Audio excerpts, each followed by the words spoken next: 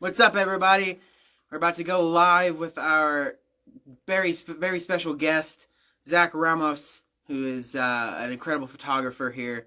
Just kind of waiting for everything to settle in. I hope everybody's doing well, COVID-free, all that good shit. Hope everybody has a drink of choice ready. Yes. Yes. We'll have a nice conversation with Zack here momentarily. Just waiting for everybody to kind of trickle in here. Oh, yeah. Trickle. For everybody to trickle in. Adjust the camera. Perfect. Look at these guys. Hi. There's nobody in here. There's nobody There's in here. nobody in here. When this goes up live later, people are going to like, oh yeah, I'd like to tune back in to watch Metal Everything's interview with Zack Ramos. And they're going to pull it up and going to be like, what the fuck are these guys doing before Zack enters? But, you know, it is what it is. There's nobody here. There's nobody here right now. But you, if you're watching this on demand, will see this. And you'll see us talking to absolutely no one. So, consider yourself lucky. I'm going to message him. Hit him up, see what's up. If you guys, just to kind of kill some time here, our dear friend Eugene from Flesh God. I love that motherfucker. They recently announced that they are going to be doing a new tour next year, which is nice. They coming here? I genuinely don't remember. Groovy. Groovy. Groovy. Hey, evil Groovy. ringtone. Hello? Hey, what's up, man? Hey, bro, no, you got to request, like, you got to go to the live video and request. See, look at you, bro. Look at that. Look at you, bro. You got to go. Metal Everything 666, baby. Go into our profile live, and then just request to join, and we'll hit you up. Gotcha, brother. Be good. They are having a new tour. Flesh God is going on tour next year with like a shit ton of other bands. Check out their page if you're interested because it looks fucking sick. Also, Iron Maiden will be on tour, a North American tour next year. Iron fucking Maiden will be on tour next year. It's them and like Trivium and shit. So that'll be fucking killer. But yeah, ask to join the actual conversation, and we'll fucking, I think it's the little like plus button at the bottom, and we'll fucking get you on, brother, and we'll fucking talk about some metal, some photography, some porn. I don't know. Depends on how much time we have. We'll talk about anything. Anything and everything. Anything. We keep it casual as shit here, so. I don't know, porn's pretty not casual. I mean, it's pretty, yeah. It's pretty not casual, Gunner. I mean, it's like, you know, how was your day? Oh, lovely weather we're having. What porn are you into? So, you know. Please don't tell me what porn you're into. Everybody who's going to watch this later, I don't need that.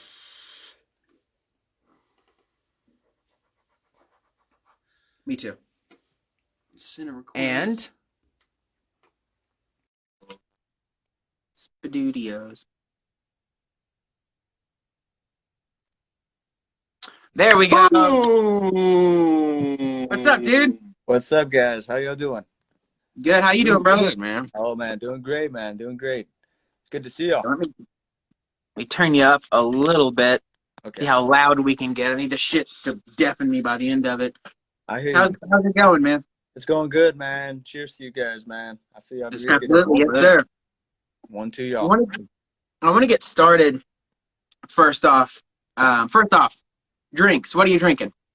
Right now, man, I'm enjoying a Shiner Wise and Easy Dewberry craft beer. Shit, dude. I'm a big craft guy too. Craft beer. I'm looking at you specifically. I don't know what the fuck you just said, so I'm gonna let you. Craft beer. Craft beer is shit. All right. There's a lot of local brews in our area. There's a lot of really good stuff.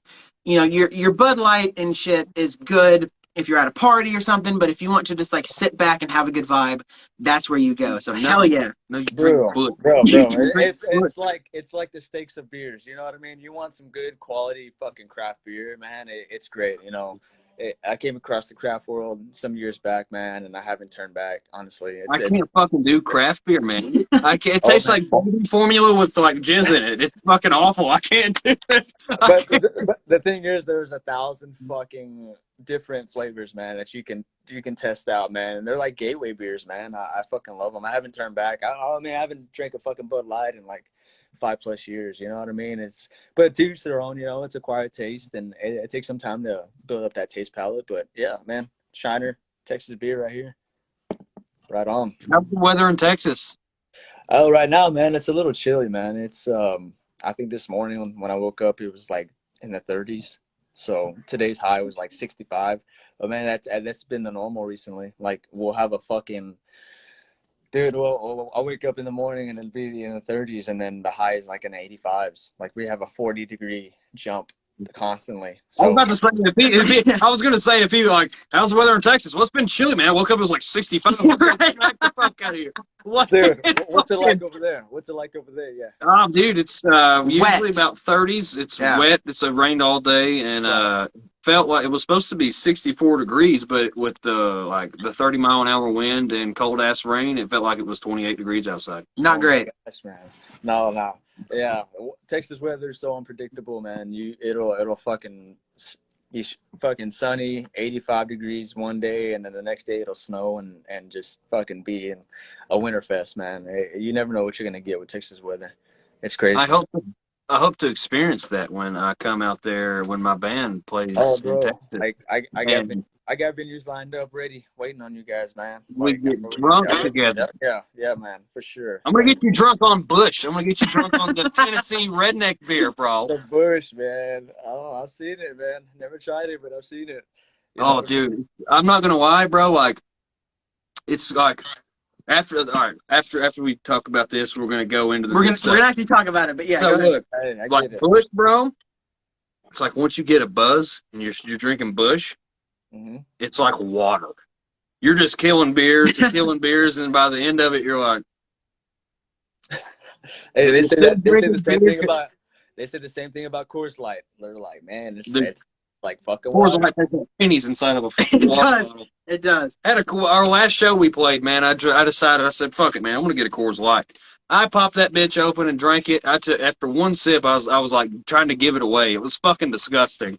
I hate Coors Light, honestly, man. Like I really do. I had maybe one, maybe 10 years ago, and that was the last one. You know what I mean? So, but I think as long as we're drinking on something, you know what I mean? Hell yeah. For sure. I want to get started talking about you and all the badass shit you've done. So go ahead and plug, incredible photography. I have stalked your pages in preparation for this. Incredible photography of, families and stuff like that. But you also, have done incredible badass metal photography. How, I want to ask how you got into photography in the first place, but also segue that into how did you, get into the metal scene? Because that's such a very specific scene to get into. For sure. I mean, ever since I was a kid, man, it all started at a young age.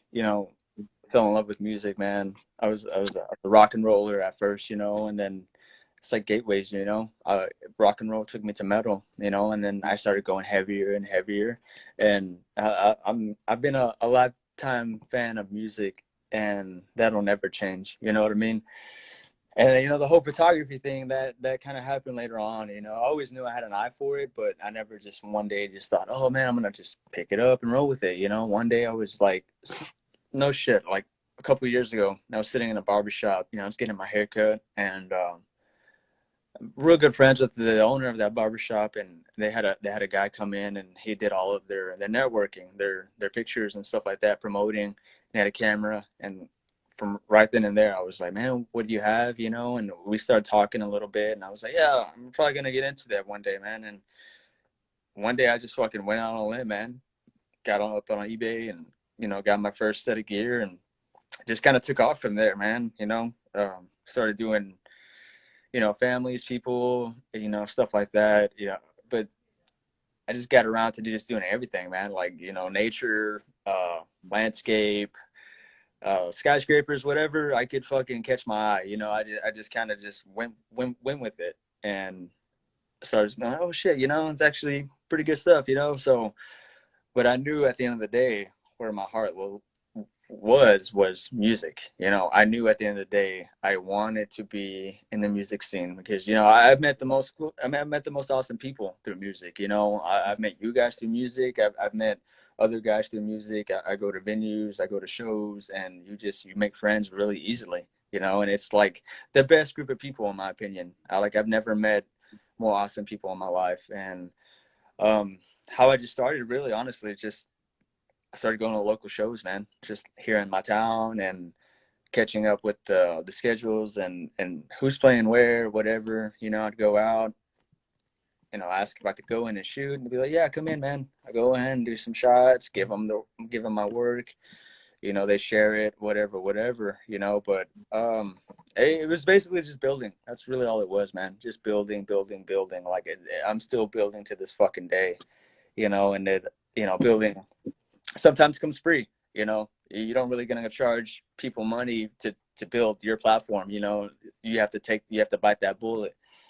And that's really where it was, man. I just kept working at it, building a website, building, catching more shows, putting my work on those platforms, really. And then my first ever show, man, like I started this back in April, music photography, man, back in April. And then I got Lamb of God Metal Tour of the Year in September. So, dude, it was nerve wracking like a motherfucker, like for real. Just, talking to the publicist, really getting a feel for the whole professional vibe, okay, you don't just hit up anybody and be like, hey, can I come by?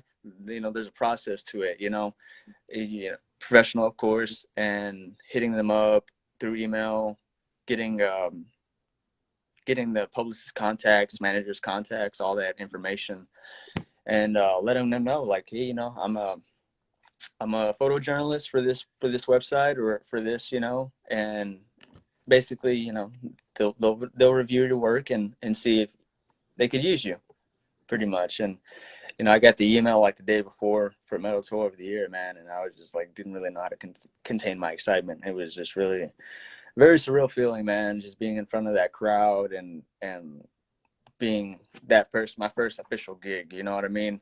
Just going and seeing Megadeth, Lamb of God, Trivium, Hatebreed. It was really cool, man. Just going out there and getting the experience and going out there and working with other fellow photographers who have been in the game for a long time, a very long time. I ran into, when I did the Phil Anselmo show, I ran into a photographer who was there. He was actually at the Metal Tour of the Year back in September. And I never recognized him. And I was like, man, I know you from somewhere. And he was like, dude, we were at the same show in September. So we chatted up a little bit, come to find out, he'd been doing this since 2002, and a long time, man, a long time. And he was like, Metallica, that's like the pinnacle of where I want to be. That's who I want to shoot for. That they're at the top of my bucket list, So yeah, man, it's been a short ride, but it's been a fun ride, man. And I mean, shit, I have so much more to conquer, man. But so far, Lamb of God and Megadeth and all them, man, it's just been a hell of a opportunity. Just being there and like, man, I haven't even been doing this a fucking full year, and it's been great, man. Sharing the content and just promoting in general. That's really where my heart lies, man. Like, I can go and shoot, Toyota Music Factory, and then the next weekend I'll come back to a venue that holds 100 people here in my hometown, see what bands are coming in, help them get their name out, man, because, I think it's important, everybody started out somewhere like that, look at fucking Metallica, man, started out in a fucking garage, and they just hit 40 years, you know what I mean? So somewhere along the line, I feel like, oh yeah, there was somebody out there who helped, like, and let get their name out. Hey, you want to come play my venue tonight? No charge. You know what I mean? So yeah, I still make my ways out, man. Like, I show support, show love. I'm really big on supporting local and just promoting. That's really what it's all about, man, because I fucking love music, man. It's about just getting it out there and, you feel something special about a band, and you see something good in them, it's like, hey man, I'm gonna do whatever I can. I'll take free photos, help you get out there and share you guys on my platforms, and just keep spreading the love, man. That's really it. No, that's super fair. Like this guy, me and him have been friends for fucking since we were in diapers, it feels like. And he hit me up. I went off and did music school and kind of, did my own shit. And, I came back to where we're at, and this dude was like, hey man, come out and check out my band. And from that point on, dude, like seeing Dilation, like these guys fucking kick ass. I agree. You need to, if you're someone who appreciates metal, go to a local metal show. Go out to whatever, like check the local scene.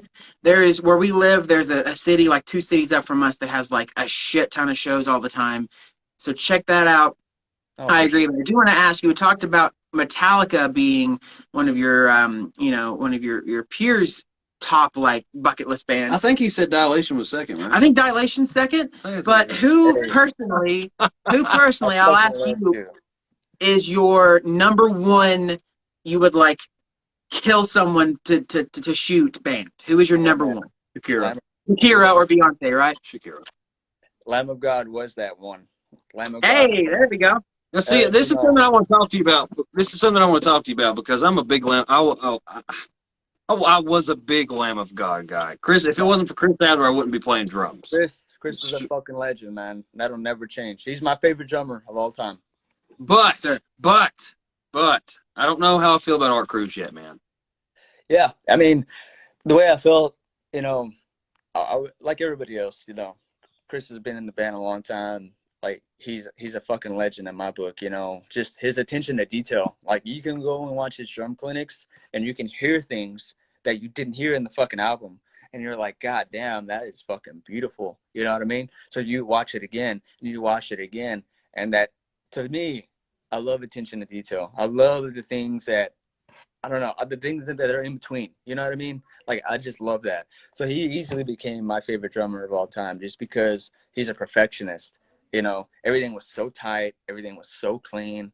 And it's like you never heard the same beat twice. Everything had a routine, and everything was just technical as fuck, And that's what I love, me personally. So, like everybody else, I was bummed when he left. Like, who the fuck are they going to find? I can admit that they did find a good replacement, I think, in Art. For coming to an established band who's been together 25 plus years and to just go in the studio and be like, okay, now we got to make an album. Now you gotta do it or you don't. And for him to actually, as good as their album was, man, like I was very surprised. I was like, okay, I mean, I can imagine the pressure. I try to put myself in those shoes. Like, imagine Lamb of God coming to you and being like, hey, we got, studio time, recording costs. We can't lollygag on this shit. Like, let's get these drum tracks going, and let's see what tracks we can come up with, and let's get this shit finished, mastered. And he did it, man. I mean, he did a really good job, I think. Every track on there, I mean, I really enjoyed. So from that point forward, I was like, man, okay, we found a really good replacement in Art, and I followed his backstory. Started out as merch guy, went from merch guy to fucking drum tech to Winds of Plague. Winds of Plague. I'm hoping you were going to say that. Yes, Winds of Plague to fucking Lamb of God. Like that's like a rock star story, man. But, and some can say the same thing with Jay, Jay Weinberg, him taking those photos of, with Corey and them as a kid, man. And then to be able to be with them now, like that's another rock star story, man. And I admire that shit. I admire it. If you got the heart, determination to dream big like that, man, and you go for it and it comes knocking at your door, then you earned it, man. So I'm not saying like, some people I still talk to, and they're like, oh, I'm not sure with Art, man. Like, okay, that's cool, man. One album, let's see more. And I agree. Let's see more. Let's hear more. I mean, I like Art. I do. I like Art, but it's just, man, like that, like I said, like drums is a big, big portion of my life. And if it wasn't for one individual, like I'm not going to lie, when Chris Adler left, I was fucking pissed. I wouldn't listen to a fucking Lamb of God song, man. Bro, I was sad. Like, the way that I heard that it went down was like, dude got in a motorcycle accident, and they were like, fuck him, let's find somebody else. But then I was like, I read into it and everything else, and it's just like when I watch art play live, and I hear like Walk With Me in Hell, because that if it wasn't for Walk With Me in Hell, listening to Chris Adler play that, just the drum track, I would not play drums. I would have never picked up a pair of sticks in my life. And to hear him play it, I'm like, fuck you, man. Who the fuck are you, bro? To prove his point, me and him used to, like, back when we were both in high school, we'd come over and fucking we get together and jam. And this fucker, I remember asking him because he would always play the splashes for like primary riffs. And Right. that's not super common. Like, it's one of those things where as a drummer, you maybe here or there, but remember we were playing and we're just kind of shooting the shit, and I'm not a good guitar player, so it was all just fucking chugs and Emir type riffs. And I was like, you know, why are you playing the splashes so much? And he was like, oh, Chris Adler, dude, I love him. I only got my favorite band. So I was like, I understand that. And the Jay Weinberg thing is really good. It's like when I'm a big Dream Theater fan, and when any replacement, like, change is difficult regardless of what band you like. For sure. And when, you know, Mike Mancini took over for Mike Mangini. Did I say Mancini? Yep, you did. Goddamn. Took over for Mike Portnoy, or like when Nico McBrain took over for Iron Maiden. But Mike Mangini wrote Bleed. That's fair. So it's like and he added more subdivision than Thomas did. That is fair, but like I get what you guys are talking about. Like when it comes to different, like, any alterations to the formula, it's kind of hard to overcome. And I want to ask you too, in your time as being a photographer for metal and stuff, what obstacles have you had to overcome? Has there ever been like a show you've gone to where you've had to, maybe pull a couple strings, or is there anything that you've had to go do where like it's a bit of a challenge, but because of your grit and determination, you're able to overcome that shit and take some badass photos? Most definitely, man. Most definitely lighting.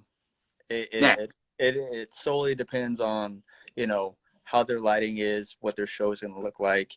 And it's something that you just kind of walk into as a photographer. You're just like, man, am I going to get some badass fucking lighting tonight? Or am I going to get, some small venue lighting, because it's literally one thing that it's the most important aspect of photography. And it's like, it can make it or break it, man. And honestly, to this day, like, as much as I love my experience with Lamb of God and Megadeth and Trivium and everybody else, man, like, the lighting was great, but, I do have my favorite moments. The Phil Anselmo show, lighting was spectacular. Like, they're by far, just seeing a piece of Pantera up and close, man, and capturing those moments up in Dallas, man. It was, the lighting was just phenomenal. It helped me, and I saw it and I capitalized, and to this day, they're my favorite photos so far, in my career. And I'm very proud of them. I'm proud of all of them for sure, but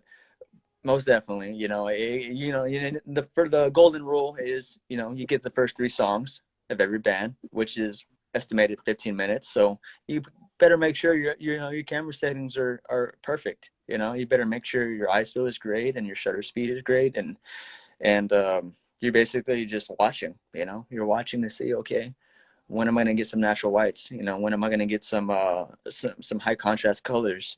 So as soon as they let you out in that photo pit, man, it's time's ticking, and it's you better hope you get the best photos you can, man, because you're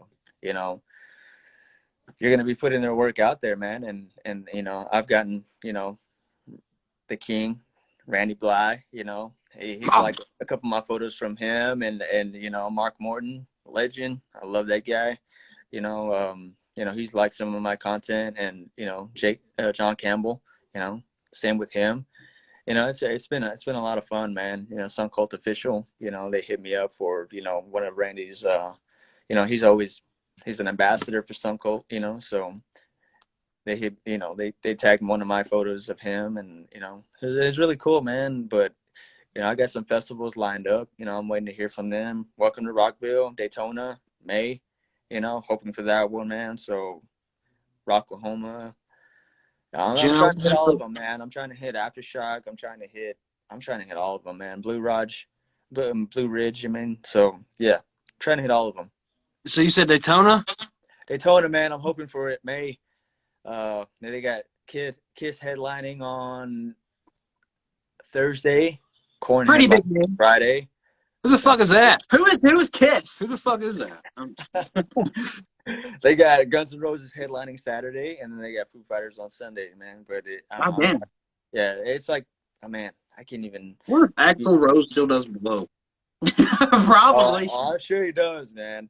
I'm sure. Hey, dude, I'm gonna. I saw him at the Alamo Dome like almost 4 years ago, man, and I can't lie, man. They put on a good show. I mean, you got Izzy, Slash, Duff, Yeah. Axl. I mean, they all did pretty good, man. For Alamo Dome, it was packed. It was packed. But yeah, man, it's really great to just be to be able to get the best of both worlds. You know, it's like, okay, you know, I can do what I love. I can do photography, but I never forget. I've always said this, man. Like, I never forget. I'm a fan of music first, and I'm a photographer second. You know what I mean? Like, even if I have to just put my camera down for 30 seconds just to enjoy that fucking moment, you know. I've come across so many other music photographers, man, who just stayed in the shadows, man. As soon as their 15 minutes were up, they'd go to the media table. They would talk, socialize. I'm in the fucking pit after I'm done. You know what I mean? I'm enjoying the music, you know, because that's what I'm a true fan of. And never once did I see them get up from their table. You know, they went in, they did their job, and they got out, man. But I'm like, man, what a drag. You know what I mean? Like, well, where's the fun? Like, why not have the best of both? I can photograph and I can be a fan, you know? I couldn't imagine doing that. I couldn't imagine like showing up somewhere to specifically take pictures of musicians doing what they're best at and not enjoying it in some way, shape, form, or fashion. You Exactly. I feel you. Yeah, walk the fuck out. You know what I mean? And you know, the Metal Tour of the Year, that was a big learning experience for me, just to figure out how. I mean, every venue is different. Every publicist company is different. You know, everybody has certain rules. So when you get there, they kind of just drop it on you. And yeah, just seeing that for the first time, it was very strange, man. I was like, man, this can't really be how it is, you know. But individually, you know, I guess that's their choice. But yeah, I was the only one after our 15 minutes was up, man. I was the only one who went and returned my camera back to my station and was like, all right. They were like, hey, if you want to come back to shoot the next band, be back in such and such time, 50 minutes or whatever. I'm like, okay, I'll be back. I'm going to go and enjoy the music, man, you know, because that's what I'm here for. Well, hey, dude, I got to tell you point blank, welcome to Rockville. That's a big fucking deal, brother. Like, there's bands that I'm a huge fan of. I know Ice Nine Kills is going to be there. I'm pretty sure Wage War is there, if I'm not mistaken. I might be mistaken on that. I saw Wage War, man. I mean, I saw Spirit Box. I saw Seven Dust. I saw so many bands. You gotta be picking up all those names you're dropping, brother. Oh, dude, yeah. And what's funny is, like, you know, I've talked to other friends of mine, man. I've met so many, you know, good friends through this career, and they're like, oh, man, you know, it is crazy. You get a 2 or 3 day festival in you, like, yeah, you got your work cut out for you, man. And I'm like, I'm ready for it, man. Like, I'm ready to go out there, you know, 50,000 plus people, man, and just try to get the best content I can. And it's all just to share for you guys, man. And I mean, you think about it, without video or photo, I mean, who really exists? You know what I mean? You get pictures of Metallica or videos of Pantera, like Moscow 1991 in Russia, Pantera, Metallica, Black Crowes, AC/DC. Like, that's one show I wish I could just travel back in time and be a fucking fly on the wall. Like, it was 1.6 million people, man. And it's like, man, without those videos, without those photos, like, you know, how would we see that today in today's time? Right. You know what I mean? Like, without those people, it wouldn't exist. You know what I mean? So, could you imagine 1 million people at a show now? At a dilation show? No, for sure. And I want to ask too, so like for a photographer, because I've, you know, you see, I'm a big fan of watching live footage. I'm a big fan of going back and watching, like, Mosh Pit TV has good footage. Like, there's certain, you know, avenues to watch. So, but do you guys get, like, able to get where, like, the security guards get, or does it depend on each show? Like, what does it entail for you for vantage point? Because I feel like it would change per show, but I'm not certain. I I feel like, I mean, I could see that. I could see how you would, I would think that too. But as far as I've been, I mean, you get front access, man. Like, security guards move out of the way for you. Like, Shit. that's how close you get. You know, somebody's moshing, somebody's crowd surfing. They're really good at letting you know, like, hey, they'll kind of scoot over to the side, and and you feel the body. You know, you're sitting there shooting, and you feel the body, and they're just like, hey, someone's coming. You know, so if somebody come over, they carry them over, they walk the side. But as far as vantage point, man, I mean, Jesus, I couldn't believe it. You know, with Metal Tour of the Year being my first official big gig, man, like how fucking close that was, man. It was very, very, very awesome. Like, I mean, I'm sitting in front of the speaker, the main speakers, you know, they're going across the entire front stage, and they're sitting on my chest. Like, that's how close I was, man. So, you know, definitely by the time I left there, you know, my ears were ringing, you know, it was crazy loud, man. But I mean, I could have reached out, man, and touched every front man or every guitarist of every band I wanted. So, as far as I know, like from what I've heard, that there are some photo pits that are a little farther away. I could imagine, you know, somebody big like Metallica, maybe AC/DC, you know, probably off to the side a little bit. But so far so good, man. It's been up close and personal, and oh man, hell of a time. And that's something I want to ask too. Like, do you, given this opportunity, because that is extremely impressive and incredible.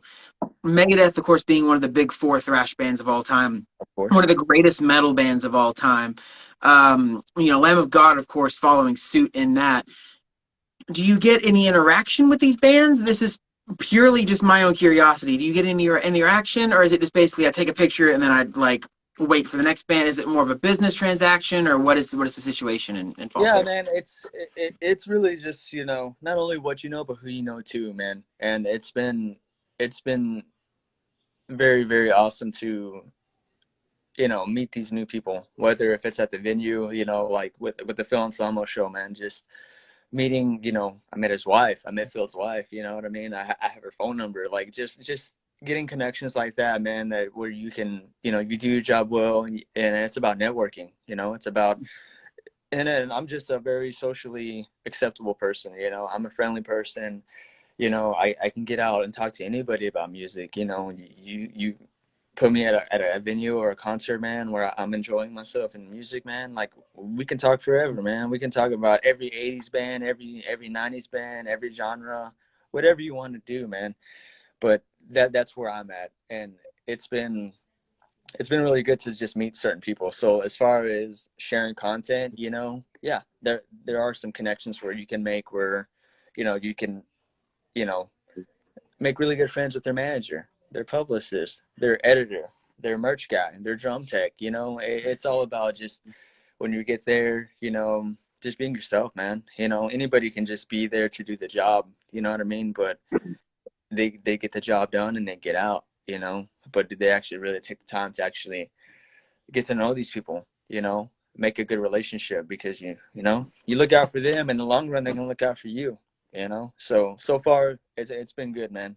I've been, you know, close contacts with Lamb of God's people and Trivium's people, you know, basically everybody who I've shot for, you know, I've established some sort of relationship. So, you know, it's all just to share what we all love, man. Just music, share content, you know, and even here back at home, man, just starting out small, shooting these, you know, these free shows, going out shooting some big bands, some big, you know, some big shows, coming back home, you know, it's cool, man. You know, you earn a lot of respect, and you get a lot of people who, you know, hand out gifts and just invite you to things, and, you know, send you free things, and, you know, get your tab paid for, just shit like that, man. You know, it's all cool and all, man, but, you know, it doesn't really take anything off the main prize. You know, the main prize is shoot the big bands, get the content out there, support local, man, support what you love. That's really, I mean, that's priceless in the end to me. You know what I mean?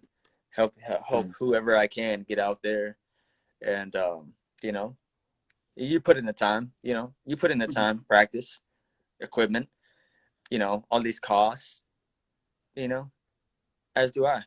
I do too, you know what I mean? But it's just Pays about off. helping each other, you know what I mean? Supporting each other, promoting, networking. So yeah, it does have its perks, man, for sure. But I guess it just really depends on the kind of person you are too, you know?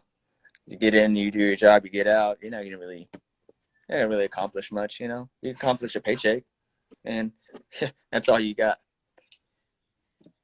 So I do want to ask you this, man, Yep. because like it breaks my fucking heart. It does. I mean, I liked Pantera. Oh, I love Pantera. I'm not gonna turn the camera around, but there's a Pantera flag Yep. right there. So yes, this is a very Pantera heavy fan base. So Go ahead. Go ahead. So like, man, I don't know, man. In my opinion, Phil Anselmo's just a dick.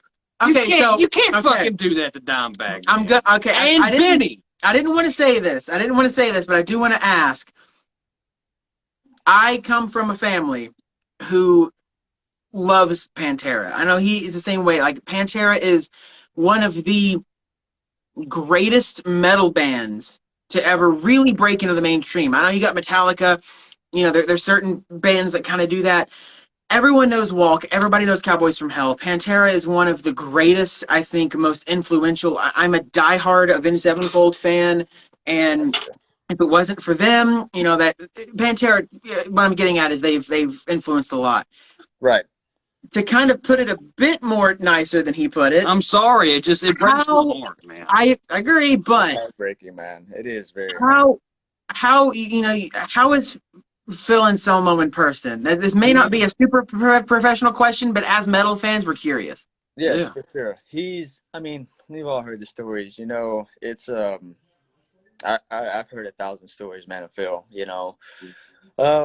Past shows, you know, getting people to, you know, getting fans to fight each other, just talking shit, just very ignorant, man. And I get it, you know. Some people can say, yeah, he was a dick, man, and I can agree to that because No, I'm not calling him a dick because I am. I'm not calling him a dick because he's a dick. I'm calling him a dick because you can't.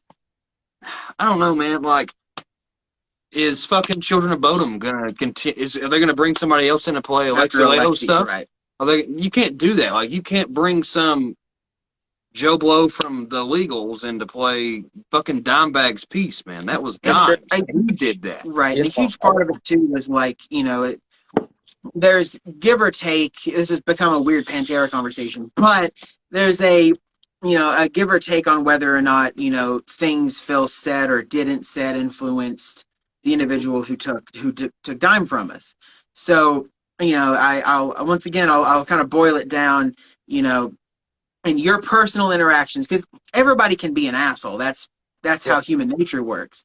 So, you know, hearing stories about people being an asshole doesn't make them an asshole. It means that maybe they just weren't, you know. But in your interaction, how was interacting with somebody who is so controversial in the metal scene and somebody who, you know, some may lay the blame at certain passing's feet? I think time really played a factor in it for sure, man. You know, we've all done dumb shit, man, and we've all grown, you know, from the past, and you know, we can dig into his, you know, heroin addiction. We can dig into stuff like that, man. And some can say, well, you know, he would have never got hooked on, you know, Pantera would have never, you know, broken up, and you know, Damage Plan would have never been formed, and he would have never performed in that, you know, club in Ohio, and we can go on and on, you know, but you know, from you know, he met Kate, man, and to me, in my personal opinion, man, I think she really helped save him individually. You know, he met a really good woman, and I mean, we can go back on YouTube and we can watch countless videos of him, you know, saying, you know, after Dime passed, I really wanted to be there, you know, and rightfully so. His family didn't really feel for it, you know. His family was like, no, we don't want you here. He respected it. He said, you know, okay, they don't want me there. He was a brother to me, but they don't want me there, then I won't be there. And then, you know, Vinny was left, you know, and I watched countless videos of him just being like, you know, if Vinny ever wants to talk, my door is wide open. My door is wide open, you know. But who are we to say Vinny was supposed to feel a certain way. You know, he felt the way he did, and that wasn't going to change. And to each their own. But I feel like over time, you know, I feel like he does regret a lot of, you know, of how he was and things he said. And, you know, drugs is a nasty fucking thing, man. You know, it's something that can just completely turn your whole life around, man, and take control. And it's really hard to get out of that hole and get your life back, you know. And I really think Kate, once he met her, man, you know, his life just turned around, and you know, he made amends for his past, you know, and his demeanor and character up in Dallas, man. About a month ago, it was very peaceful. You know, he came out, he checked out the previous shows, the previous bands, and he was very content. You can just see by his body language, man. He was very at peace. And the very first thing he said when he walked out on stage was, you know, we're gonna play this vulgar display of Pantera for Dime and Vinny. You know, I want to hear Dallas stand up. I want to hear all the noise. I want to hear the love, because those guys are our brothers, and I want to hear it. And I mean, the place erupted, man. The energy was just, it was unexplainable. I can't even explain it to this day. The energy was just so powerful, and I can only imagine, you know, sitting there, you know, photographing one original member of this iconic band who you give them 40 years like Metallica has had. I mean, no telling what they could have done. You know, for a short amount of time, they changed the metal world forever. You know, they paved a new way for the metal world. But to see one original member and that much energy, I can only imagine, you know, Don, Vinny, and Rex up there with them. I mean, shit. I mean, I'm envious, man. I'm jealous. I'm like, man, you know, if I could have been around, you know, if I could have been out and about, check out all four of them together, it would have been great. But from my experience, I mean, he's at peace, man. He you know, he talks nothing but love for Diamond Vinny and the Pantera band, you know. I mean, I feel like it's all love, you know. I mean, you don't feel like, I don't, I'm not trying to be like, I'm not trying to be a dick. I mean, it just bothers me because I'm not trying to like beat a dead horse or anything, but he was playing Pantera music when Vinny was still alive, and it just like, I don't, it just, for some reason it bothers me because like, fuck, I mean, I heard all the stories, I heard everything else, and it's just like, man, like, this is like, Dime did something phenomenal, regardless of what anybody says. Dimebag is one of the best fucking guitarists that's ever stepped on the fucking planet. He's my personal favorite, man. He was just he was one that could do it all, man. Right. He could solo, you know. He could riff. He could you know, do that Dimebag school for a long mile. You know what I mean? Iconic school that I mean, his influence has just carried on to today. You know, it's been 17 fucking years. You know, and I feel like it's gonna be a lot longer before anybody ever forgets about Dimebag Darrell. You know, but you know, time changes, man. And you know, I heard the stories. You know, Vinny getting upset. You know, Phil still, you know, playing Pantera songs. But you know, Dime Vision came out. You know, Vinny came out with Dime Vision and was like, you know, let's do some more documentaries of Dime. You know, keep his legacy alive. You know, so I think there's both. They could both be, I guess, guilty of actually carrying on that legacy for Dime. You know, everybody had a part in it. But I mean, at the end of the day, you know, you really can't forget, man. Like, how else can we carry on? How else can we keep him alive? Like, spread it, play it. You know, he owns some rights too, or else he wouldn't have been able to, you know, play those songs that night. And same for Vinny. If he was still alive, R.I.P. man, he'd probably be still playing with Hell Yeah, you know. And I'm sure they would throw in a couple of tunes in there from Pantera. You know what I mean? But I guarantee you, the guitarists from Hell Yeah, guitarists from Phil and some of the Legals, you know, they're both going to be studying Dime's riffs, because they're going to be ready if they ever say, hey, we're going to play Walk. We're going to play The Sleep. We're going to play Cowards from Hell. We're going to play Domination. You know, yeah, you got to be ready, man. You're gonna join up with that caliber. You know, you got to be ready to you know, show that love. That's what's crazy too. I mean, to bring it on a positive note here, we're coming up on the 14th year maybe of since Dime's passing. So that was a couple days. yeah, it was a couple days ago. So it was Yeah, definitely something that's a bit fresh. This is a fun little thing, man. Have you ever heard like the shit before Cowboys came out?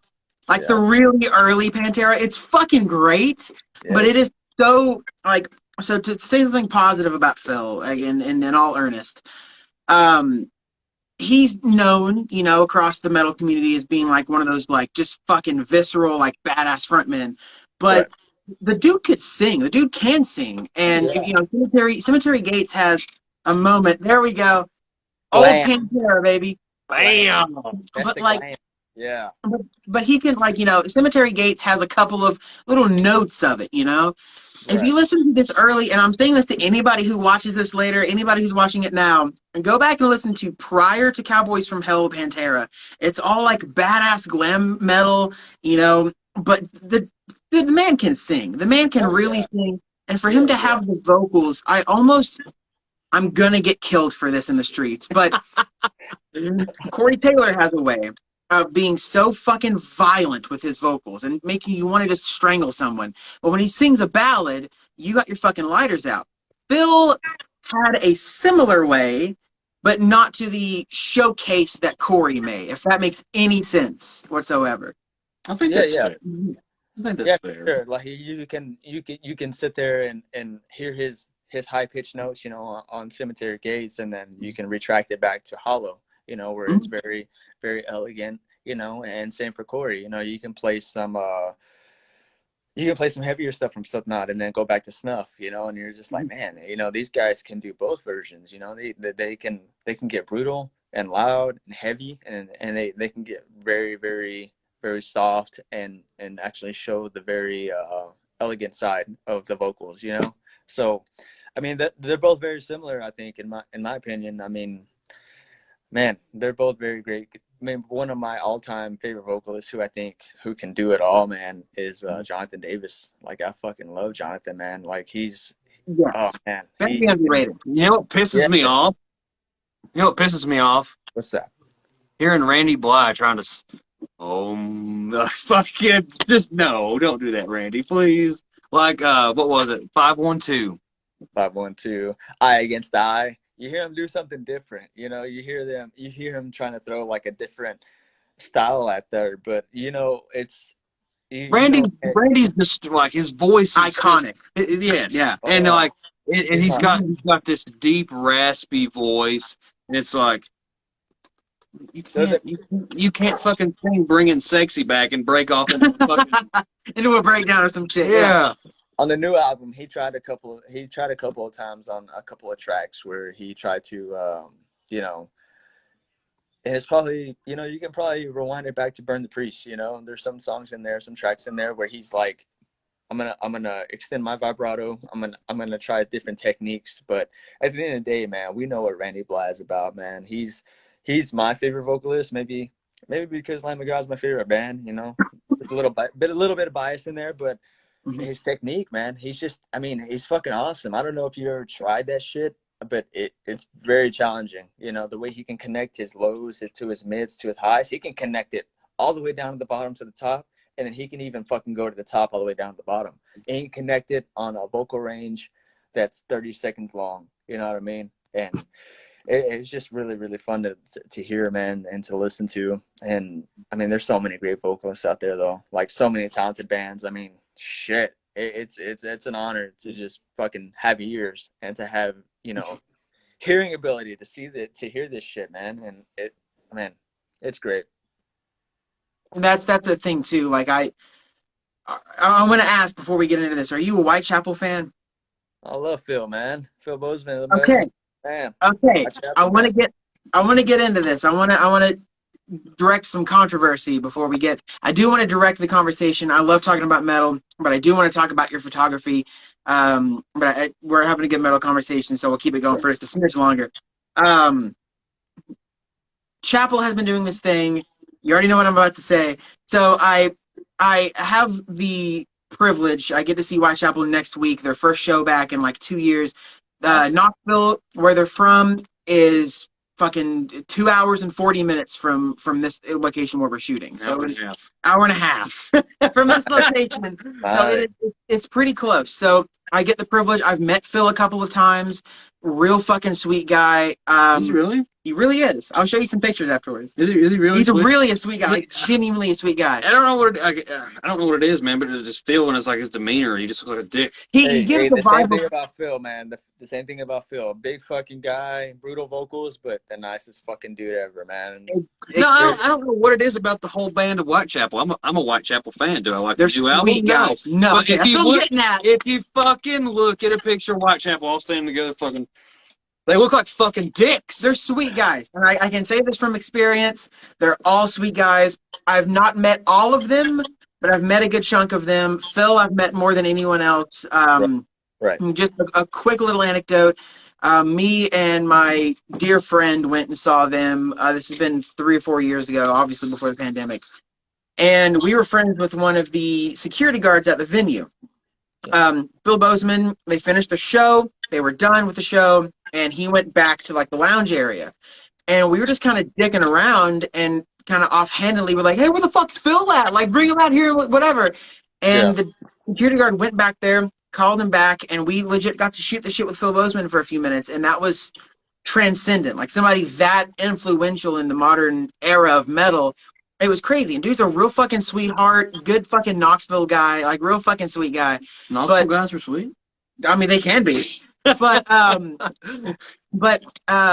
know, I get the distinct privilege of getting to see them next week. Did he say go Vols? I mean, I'm sure he did. I don't know. I fucking hope not. But my question to you, quick metal question, and we'll get back on your photography. But have you gotten the chance to listen to the new Whitechapel record, and what are your opinions? Because I have an opinion, and my dear friend, I think we share the same opinion, and a dear friend. Wait, do we? I don't like it. Okay. We're in agreement. So I have a dear friend who adores it. Jacob? No, Cooper. Oh yeah. I guess what's your opinion on that, and what is your opinion on metal bands that have perfected and crafted such a way that then divert from that? And by the way, Phil, if you happen to come across this, I'm not saying you're a dick. Just saying, like, I get the metal persona. You fucking push your chest out. You're a fucking bad motherfucker. I'm not saying you're a dick. I'd love to meet you. I'd like to play a show with you. He's a sweet guy. Oh, yeah, man. I would love to. If any chance came up to photograph Whitechapel, man, I'd be all over it. I want to say a few weeks ago, man, I haven't listened to the full new album yet, but on the way, we went to Austin for my fiance's best friend's birthday party maybe a few weeks ago. And I was driving through there, and one of their new tracks came on, man, on Sirius Satellite Radio. And from that one song that I heard, I really fucking liked it. And for the life of me, I wish I could remember the name of it right now. Lost Boy? Oh, if I could look it up right now, I would. But I would happen to X out of everything. But I know it's a short name. Oh man, from the sound of it, I really liked it. I mean, to me, it sounded like original Whitechapel. You know, vocals were heavy, riffs were heavy, drums were tight. Everything sounded really clean. And I can't remember it right now, but from that one track, I did like it. And I mean, I really love when bands. I mean, you can compare it to Lamb of God. You know, they to me, I don't really think they have one album that really sounds the same. Every album is different, and I kind of like that because, I mean, over time, you can kind of say, well, like, oh man, that Metallica sounds like the last 4 or 5. You know, I don't really mind different albums, different styles. You can give me you can Sacrament album from Lamb of God doesn't sound like Ashes of the Wake. You know, it's different, and then Sacrament doesn't sound like Wrath. Wrath doesn't sound like the newest version. And, you know, it all has a different style to it. But I can appreciate bands who, you know, sound the same over the years. But at the same time, I appreciate bands who can change it up. You know what I mean? So I feel like Whitechapel is on a consistent plane. I feel like, I mean, they're steady to me. You know, they're pretty steady. you said you didn't like the new album? Take the time, listen to the whole record, because like the first two singles were, I agree, it was Lost Boy and I don't Blood Soaked Symphony. Blood Soaked Symphony were the two. And those two songs have very old school, like This Is Exile kind of feels to it. Lost Boy has like a weird Tool ending. It sounds like Tool, but there's a lot of songs on the new record, if you're familiar with like on Mark of the Blade, Bring Me Home, shit like that, where like he tries the singing stuff. There's a lot of that. I'm the metalcore guy. Between the two of us, I'm a fan of like Asking Alexandria and A Day to Remember and Ice Nine Kills and shit. So like I'm a fan of that kind of music. But if I'm listening to Whitechapel, I want to hear some shit I want to rip my own face off to. And so hearing the softer side of it, because like the first couple of singles, they were like, this is what fucking Whitechapel sounds like now. And as a fan, a diehard fan for years, you're like, fuck yeah, let's go. And you listen to the record, and there are songs on there that kind of meander. And I don't know if it's, there are bands, you brought up Metallica. Right. Woof. So their first, handful of records up into the Black Album were consistent, and you were like, fuck yeah, Metallica. And after the Black Album, it was like, yeah, we're going a different direction, Load and reload and shit. Like, what the fuck is this? And Slayer, the same kind of way. You had Diabolus and Musica. There are bands that have that. Iron Maiden. I'm a huge Maiden fan. Maiden had the shit with Blaze Bayley. Like, it's random. Like, I can tell, obviously, as an artist, you don't want to just copy and paste and release a record. Not saying any of those bands did, but it is what. Not saying any of those bands did, but it is certainly something you want to maybe dabble in, sprinkle in some newness and maybe try it. But there are a lot of artists that I've come across that I've noticed in my fandom that have just kind of I'm not even being negative, man. I just like, I don't know, man. I guess it's like just the death metal in me, man. Like I listen to Metallica and it's like, Inner Sandman, one, fucking fuel. Give me fuel, give me fire, give me ta. But like, but it's all, it's like, I don't know what it is. It's just all the same to me, man. And I understand the argument. Death metal's just fucking blast beats. Fuck you. I like death metal. I'm sorry. Metallica. I liked Metallica when I was coming up. It was fun to play on Guitar Hero. I would fucking play 1 on Guitar Hero 3 all the goddamn time. But it's just, man, like, I don't know what it is, man. I can't. I kind of feel like there's certain musicians who were just at the right place at the right time, who fit into a certain band and can get away with it. Like Lars. He's not.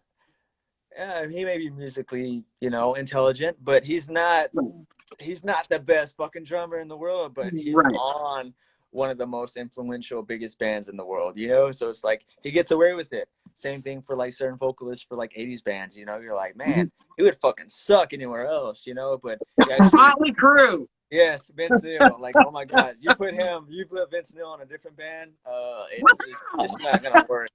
You say that fucking. I'm sorry. Go ahead. I'm sorry. Have you seen the video? Right timing, man. Right timing. Right. It's all about timing, man. Have you seen the video now? You just compare him to Sebastian Bach from Skid Row. Dude. Okay. Like, so that motherfucker can sing. He used to be able to sing. Now, I mean, not so much, but goddamn, that motherfucker. I'm gonna prove your point. If we gesture over here, I have a Skid Row flag hanging up right there. I fucking love Skid Row. I agree. Sebastian Bach is one of the most underrated vocalists of that era. But just to kind of joke around a little bit, dude, and then I swear to God we'll get back on topic. Have you seen? The dude's a legend. I'm not gonna take anything away from Vince Neil, but drugs, man. Not everybody can be fucking Rob Halford or Bruce Dickinson. Have you seen the new current, like the memes? The meme videos of Vince Neil doing like Kickstart My Heart or Live Wire or anything? Skipping words and just so out of shape. Like when you have to bring the backup girls to actually fill in for you, like that's not a good thing, man. And I've been a fan of Crew for a long time, man. Like I've had their DVDs since I was a kid, man. I would sit there and just Mick Mars is like one of my favorite guitarists ever. Mick is just so unique and everybody can talk, about Nikki and Tommy, Vince. Vince is okay, but to me, my favorite bandmate of that band was Mick. And Agreed. dude, it's what it. Oh my God, man! But yeah, Zach, I don't want to cut you off, but we're 20 seconds remaining. What we're gonna do is we're gonna start this back up because I don't know how to turn that shit off. Hey, I'm down for that. Let's go. Kick-ass, brother. Part 2 coming up now. Yeah. Hell yeah. Wait, set 5. 6, 5, 4, 3.